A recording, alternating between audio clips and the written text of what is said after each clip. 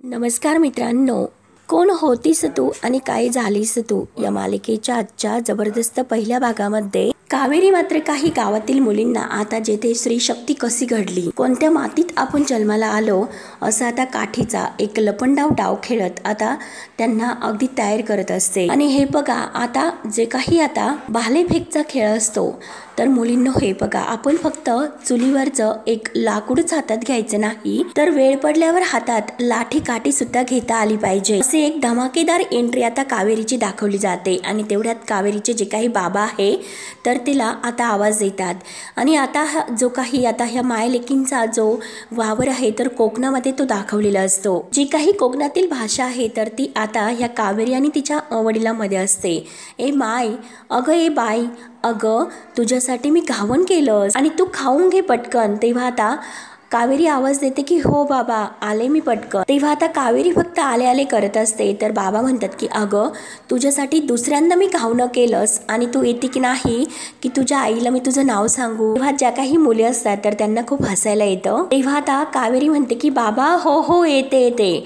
तेवढ्यात लगेच बाबा आता त्यांची जी काही बायको असते सरू, तिला आता ती आता ह्या जगात नसते, तिच्या फोटोकडे बघत म्हणतात की बघितलंस का सरू, तुझी जी काही आता ही चिडू खूप हट्टी झाला, एवढा MP झाला तरी सुद्धा गावाच्या भल्याचे विचारच डोक्यामध्ये असतात, अगदी तुझ्यावरच गेला तो, तू जर असती तर बरोबर सरळ केलं असतं तू त्याला। तेव्हा आता इकडे कावेरी मात्र मुलींना दुसरा डाव शिकवते। तेव्हा आता बाबा पुन्हा कावेरीला आवाज देतात आणि काऊ म्हटल्यानंतर आता कावेरी म्हणते की हो, काऊ माझी वाट बघत असेल म्हणून ती म्हणते की पोरींनो तोपर्यंत तुम्ही प्रॅक्टिस करा, मी येतेच असे बोलून ती आता इकडून जाते। आणि बाबा मात्र आता तिच्यासाठी नाश्ता तिकडेच घेऊन येतात। तेव्हा आता त्या ग्राउंडवर मात्र आता कावेरी त्यांना दिसत नाही आणि कावेरी कावेरी असा आवाज देतात। तर आता त्यातील एक छोटी मुलगी म्हणते की ती तर गेली। त्यानंतर आता जी काही एका ठिकाणी महादेवाची यात्रा असते तर ते यात्रेमध्ये आता जोडपं आलेलं असतं आणि त्यात तेव्हा त्याच्या खिशातून मात्र एक डायरी आणि बाळाची जी काही आता एक छान हॅट खाली पडलेली असते। डायरीतून आता त्याच्या आई वडिलांचा फोटो खाली पडतो, माई आणि दादांचा। तेव्हा आता तो ती टोपी उचलतो आणि आपल्या बायकोच्या हातात देतो। तेव्हा मात्र आता ती आपल्या बाळाच्या डोक्यात ती टोपी घालते आणि खुश असते। परंतु आता हा मात्र तो जो काही फोटो आहे तो फोटोकडेच एकटक बघत असतो। त्याला माईचं बोलणं आठवतं की माझा मुलगा म्हणजे माझं सर्वस्व होता, कारण आता या मुलीबरोबर आता त्याने लग्न केल्यामुळे माई म्हटलेले असते की तुला एकच निर्णय घ्यावा लागेल, एकतर माझी निवड करावी लागेल, एकतर तिची निवड करावी लागेल। सगळे काही बोलणं त्याला आठवतं। तेव्हा आता त्याची मॅडम आहे बायको, तर ती विचारते की खूप आठवण येते ना आई आणि बाबांची। तेव्हा आता तो म्हणतो की आठवण त्यांची येते की ज्यांना आपण विसरतो, त्यांनी कितीही मला दूर लोटलं असलं तरी सुद्धा त्यांच्या मनात जे काही आहे माझ्याबद्दल, माझ्या मनात त्यांच्याबद्दल जे काही स्थान आहे तर ते कायम असेल। आई आणि बाबांना मी कधीच नाही विसरू शकणार, या जन्मात तर नाहीच नाही असे बोलून तो आता ती डायरी आणि फोटो खिशामध्ये ठेवतो। त्यानंतर आता इकडे कावेरी मात्र नारळाच्या बागेमध्ये येते, धावत येते, एका नारळाच्या झाडावरती चढते आणि खूप काही कवत्याने नारळ खाली पाडते आणि त्यातील एक नारळ ती सोलते आणि सगळे नारळ ती असेच सोलते आणि ते नारळ एका दोरीमध्ये एकत्र बांधते। तेव्हा मात्र आता इकडे काव्या तर वाट बघत असते। तेव्हा आता काव्याचे जे काही मिस्टर आहे ते विचारतात की अगं कावेरी कुठे आहे। तेव्हा मात्र आता लगेच ही म्हणते की हो ती नक्की येईन, ती कधीही वेळ नाही चुकवणार। तेव्हा आता लगेच तिचे मिस्टर म्हणतात की हो तू सांगितले आणि ती कधी येणार नाही असं तर होणारच नाही, म्हणून दोघे आता हसून महादेवाच्या मंदिरात प्रवेश करतात। त्यानंतर मात्र आता जे काही हे काव्याचे मिस्टर आहेत तर ते मात्र देवाला आता हात जोडून एकच मागतात की देवा फक्त एक कर, माझ्या आईची मला माफी लवकरात लवकर मिळून दे आणि माझ्या मुलाला त्याच्या जे काही कुटुंबाचं प्रेम आहे तर ते लवकरात लवकर मिळून दे। तेवढ्यात आता कावेरी तो हा नारळांचा हार जो काही तिने बनवलेला आहे तो घेऊन तिथे येते आणि मिळणार म्हणजे मिळणारच भाऊजी, लवकरच तुमचा यावेळेस आशीर्वादाचं दान नक्की तुमच्या पदरात पडेल बरं का। आणि हे बघा 11 नारळाचं तोरण मी देवाला वाहणार आहे आणि तिची काही तिची बहीण असते माझ्या काऊला तिच्या सासरच्यांनी मानाने स्वीकारावं यासाठी, म्हणून तो 11 नारळाचा जो काही हार आहे तर ती तेथे अर्पण करते। गुरुजी तो हार उचलतात आणि आता कावेरी देवाचे दर्शन घेते। गुरुजी खुशून म्हणतात की देवाला सुद्धा आता ऐकावंच लागेल। तेव्हा आता कावेरी म्हणते की हो गुरुजी, देवाला तर आता ऐकावंच लागेल। तेव्हा आता कावेरीचे जिजू कावेरीला म्हणतात की अगं कावेरी, तुझ्या वडिलांचं जे काही फॅक्टरीचं स्वप्न पूर्ण व्हावं, येथील ज्या गावातील लोकांना रोजगार मिळावा यासाठी तू जे काही प्रयत्न करते अगं त्याकरता तू नवस बोलायचं सोडून तू आमच्यासाठी नवस बोलतीस। तेव्हा आता कावेरी म्हणते की माझ्यासाठी माझ्या काऊचा म्हणजे माझ्या बहिणीचा आनंद मला जास्त महत्त्वाचा आहे। तेव्हा मात्र आता लगेच तिचे जिजू म्हणतात की समजा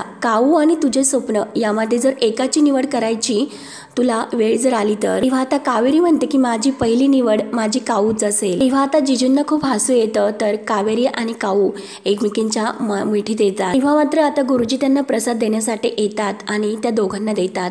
तर आता कावेरी विचारते की मला, तेव्हा आता गुरुजी म्हणतात की तुला द्यायचं नाही असं कधी झालं का? लहानपणापासून तुम्ही दोघी एकमेकींच्या सावलीप्रमाणे एकत्र राहता, तुमच्या दोघींची नावं सुद्धा सारखीच आहेत। एकीला जर आवाज दिला तर दुसरी येऊन लगेच हाक मारते। आणि जे काही कावेरीचे जिजू असतात तर गुरुजी म्हणतात की तुम्हाला जर एखादा सक्का भाऊ असेल तर मात्र कावेरी आणि त्यांचं लग्न झालं तर ह्या दोघी नक्की एकत्र राहू शकतात। आणि तेवढ्यात आता त्या हिरोची एंट्री होते, म्हणजे जो काही आपला जयदीप आहे तोच आता या मालिकेमध्ये सुद्धा आलेला आहे। तेव्हा मात्र त्याची कमाल अशी एंट्री दाखवलेली असते। जो केक तयार करायचा असतो कमी वेळात त्याने तो तयार केलेला असतो, म्हणून त्याचा मित्र त्याचे खरंच खूप कौतुक करत असतो।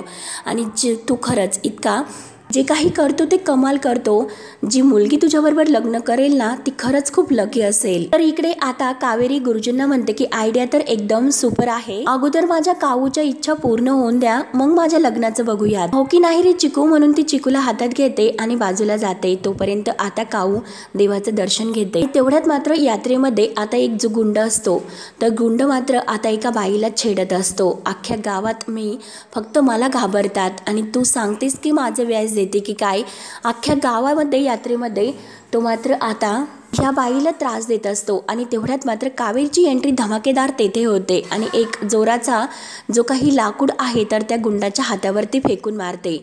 तेव्हा त्या गुंडाच्या हाताला तो लाकूड इतका लागतो आणि तेवढ्यात मात्र तो आता बघतच असतो। गावातील कोणी लोक ह्या बाईला वाचवण्यासाठी येत नाही, परंतु आता कावेरी तेथे अगदी येते देवासारखी धावतच। आणि तेव्हा आता कावेरी म्हणते की काय आप्पांनो, अहो कोकणातील म्हण तुम्ही विसरलात का? खवळलेल्या समुद्रात आणि उधळलेल्या जनावरात हात कधी घालायचा नसतो, नाहीतर तो हात तो खात असतो। तेव्हा आता ती बाई लगेच कावेरी जवळ येते आणि कावेरी ताई असं म्हणते।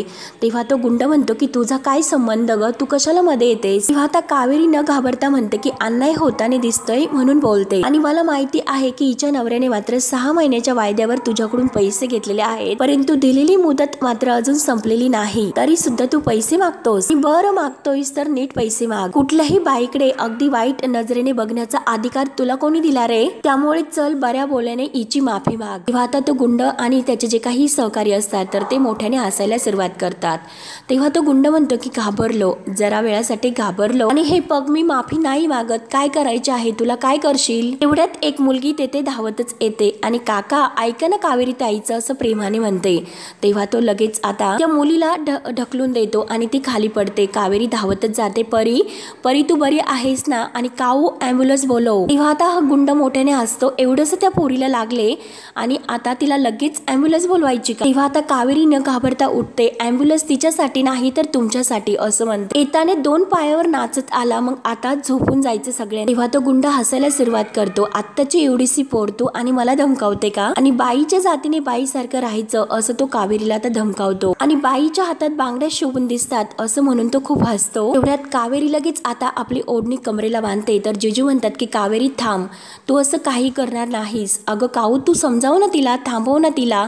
तेव्हा आता काऊ म्हणते की तुम्ही शांत राहा, कावेरी आता कुणाचं ऐकणार नाहीस। तेव्हा कावेरी एक एक करून मात्र सगळ्या गुंडांना अगदी काठीने चोपून काढते। तेव्हा आता कावेरीच्या सगळ्या मैत्रिणी तेथे धावतच येतात, त्या सुद्धा आता त्या गुंडांना मारत असतात। तर कावेरी एक एक करून सगळ्या काही गुंडांना खाली पाडते, त्यांचे हातपाय अगदी मोडून ठेवते। तेव्हा आता ही मेन जो काही गुंड आहे तो उठतो आणि कावेरीचा हात धरतो।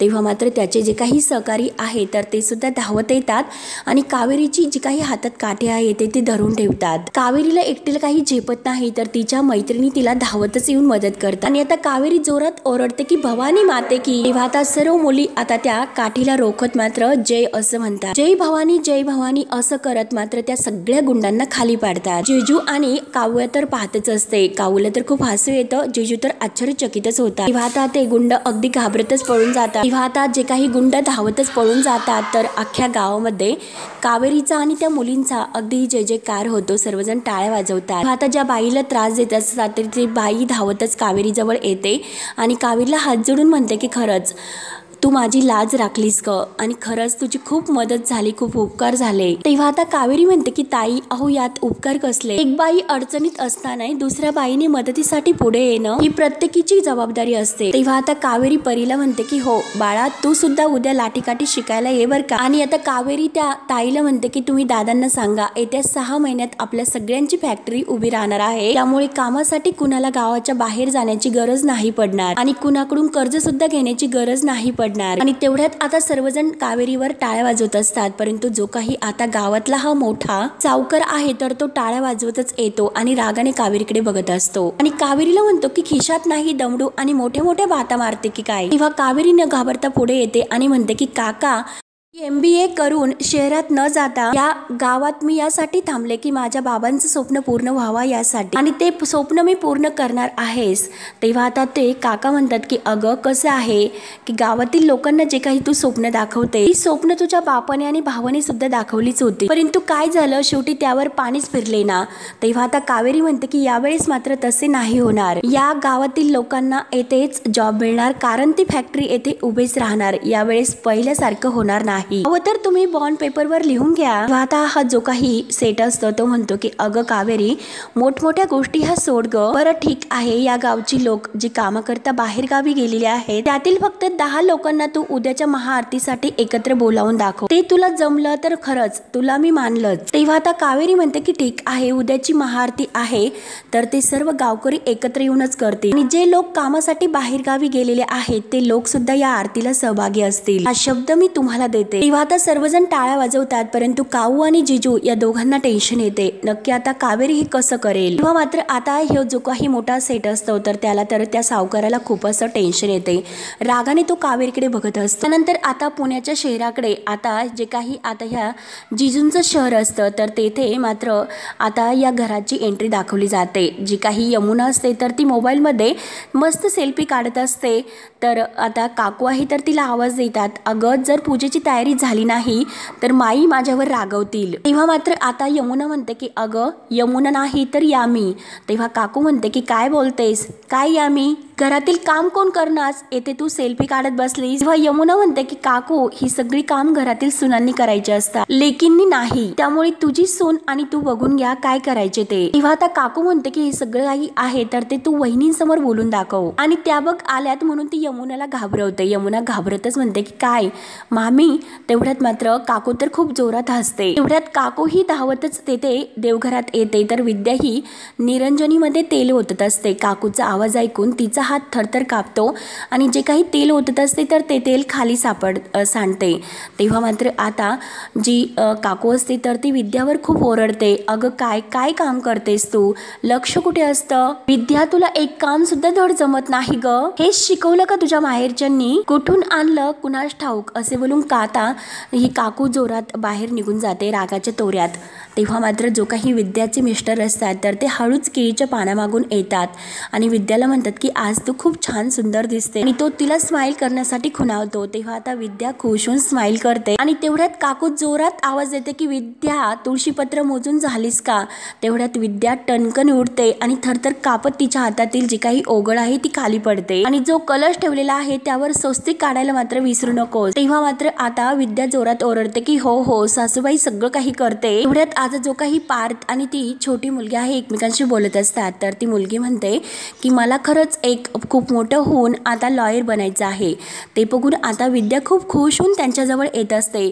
परंतु तेवढ्यात आता या घरच्या ज्या काही मोठ्या माई असतात तर त्यांची एंट्री होते आणि ती अनुष्का असं म्हणताच विद्याच्या हातातील जो काही कलश आहे तो लगेच खाली पडतो आणि तो कलश मात्र आता ह्या माईंच्या पायाशी येऊन पडतो. तेव्हा माई तो कलश उचलतात अगदी रागाने बघत असतात आणि तो कलश आपल्या पदराने पुसतात आणि सर्वांना म्हणतात की घरच्या बाईचा पदर झिजला तरी चालेल परंतु हा कलश मात्र चमकतच राहिला पाहिजे। तेव्हा आता विद्या खूपच घाबरलेली असते, तिच्या हातातून तो कलश खाली पडलेला असतो, म्हणून ती धावतच आता माईंजवळ येते आणि तो कलश हातातून घ्यायला लागते, परंतु माई तिच्या हातात तो कलश देत नाही आणि विद्याला म्हणतात की सांगितलं होतं की शिस्त या घरातील शिस्तच, आणि या घरातील जी काही शिस्त आहे तर ती घरातील मोडायची नाही आणि बेशिस्त करायची नाही। तेव्हा विद्या फक्त इतकी घाबरते आणि घाबरतच नाही असं म्हणत असते आणि माई म्हणतात की आपल्यापेक्षा लहानांना ती शिस्त मोडून सुद्धा द्यायची नाही, असे बोलून तो कलश मात्र आता विद्याच्या हातात देतात। ती जे काही छोटे मुलगा अनुष्का आणि पार्थ असतात त्यांच्या जवळ येते। माई म्हणते की अनुष्का असे छोटे खेळ खेळायचे नसतात आणि पार्थ तू तर या घरचा मुलगा आहेस ना, मग बाहेरून पैसे कमवून घरात आणणं हे मुलांचं कर्तव्य असतं। तेव्हा आता पार्थ विचारतो की आजी पण अनुष्का काय करणार? तेव्हा त्या माई म्हणते की अरे ही तर घर सांभाळणार, कुटुंबांना एकत्र ठेवणार, मुली मुलांच्या खांद्याला खांदा लावून नाही तर त्यांच्या एकझोल त्या मागे शोभतात, आणि सगळेच जर बाहेर जाऊन काम करायला लागले तर घर मात्र कोण सांभाळणार बरं, हो की नाही? मी कशी तुमच्या आजोबांच्या मागे असते? तर पार्थ खुश होतो आणि आपल्या घराण्याची तर हीच परंपरा आहे असे सर्वांना सांगते।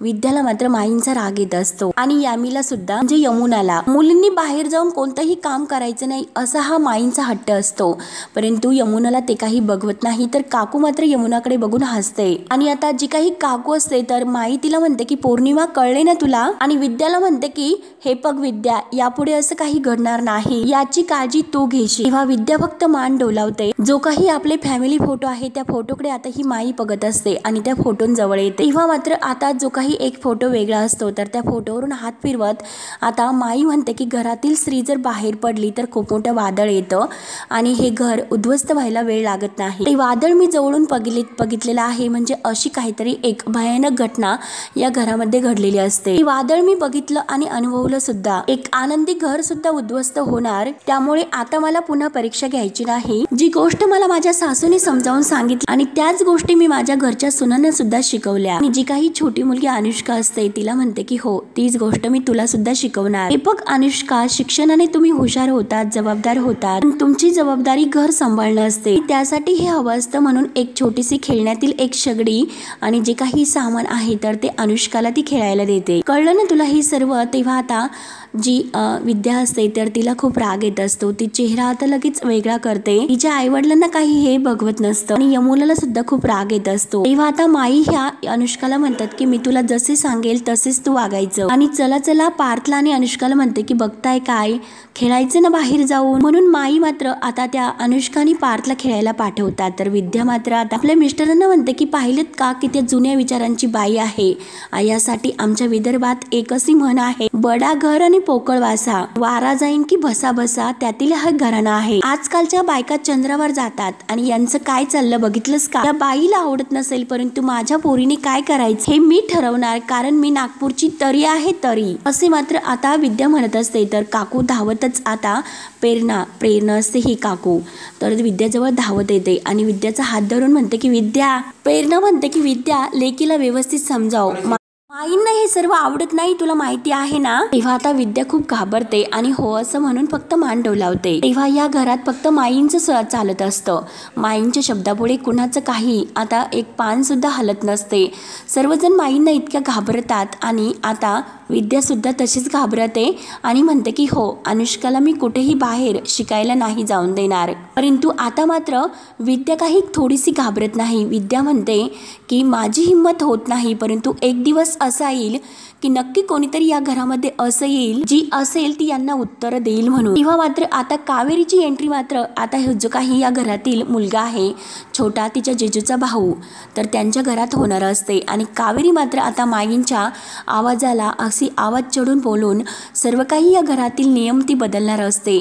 मुलींना बाहेर शिकायला जाऊन द्यायचं नाही, त्यांचं काम काय असतं की चुलीपुढे करायचं, संसार सांभाळायचा, परंतु कावेरी मात्र हे सगळं काही येऊन या घरातील नियम बदलणार असते आणि आता या घरातील जे काही मुलींना बंधनं असतात तर त्या बंधनातून ती बाहेर काढणार असते। अशी मात्र या घरात कावेरीची धमाकेदार एंट्री होणार असते। तेव्हा मित्रांनो हा भाग येथेच संपतो, पुढील भागामध्ये तेव्हा मात्र आता जे काही कावेरीचे बाबा असतात तर ते म्हणतात की मला असं वाटतं लग्नानंतर तू आता घरच्यांना उपाशीच ठेवशील, कारण कावेरीने स्वयंपाक करायला घेतलेला असतो परंतु तिचे बोट भाजलेले असतात। तू नवऱ्याला उपाशीच ठेवशील. तेव्हा आता ही कावेरी म्हणते की उपाशी कशाला ठेवेल, तो खवेल ना माझ्यासाठी नारळ. तेव्हा आता बाबा म्हणतात की असा मुलगा कुठे शोधून सापडेल. तर आता कावेरी म्हणते की असेल कुठेतरी. मात्र आता जो काही केक त्याने इकडे बनवलेला असतो तो केक मागून पार्टीमध्ये तो केक इतका सर्वांना आवडलेला असतो आणि त्यातील एक मॉडर्न मुलगी त्याला विचारते, जर समजा तू एखाद्या मुलीच्या प्रेमात पडला आणि ती मुलगी तुझ्या काकूंना म्हणजे तुझ्या घरच्यांना आवडत नसेल तेव्हा तू काय करशील. त्यानंतर आता जी काही आता ही माई असते जबरदस्त तिचा आता हा जो काही लुक असतो ती म्हणते की आता या घरातील जो काही शिस्त आहे तो मोडेल त्याला या घरात कधीही माफी नाही. मग तो या घरातील कोणी का असेना त्याला माफी नाही. तेव्हा आता हा जो काही आहे जिजूचा भाऊ तो सुद्धा तेथेच असतो. माईंचं जे काही आहे ते त्याला सुद्धा ते पटत नाही. कसला तरी कार्यक्रम आता या घरामध्ये असतो आणि त्यासाठी सर्व एकत्र तयार होऊन आलेले असतात आणि माई आता या घरातील शिस्तीबद्दल त्यांना सांगत असते. तेव्हा आता मित्रांनो पुढे काय होतं हे बघण्यासाठी आपल्या चॅनलला नक्की सबस्क्राईब करत राहा. धन्यवाद.